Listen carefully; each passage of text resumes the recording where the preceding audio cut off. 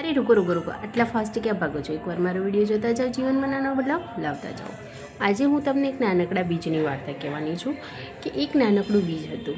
એ બીજ જ્યારે માટીની અંદર દબાયેલું હતું ત્યારે એ બાજુમાં ઊભેલા વૃક્ષને એમ કહે છે કે હું અંદર માટીની અંદર છું, પણ મને અંદર બહુ જ અંધારું લાગે છે અને બહુ જ ગભરામણ થાય છે.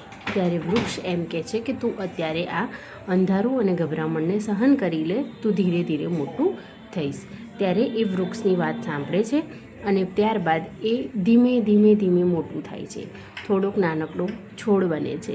ત્યારે એની આજુબાજુમાંથી પસાર થતા લોકો એને એવું કહે છે કે આ તો એક નાનકડો છોડ છે, આનાથી શું થવાનું છે?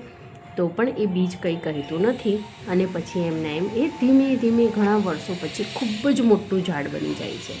અને એ જ ઝાડની નીચે એ જ લોકો બેસે છે જે લોકો એમ કહેતા હતા કે આ નાનકડા છોડથી શું થવાનું છે.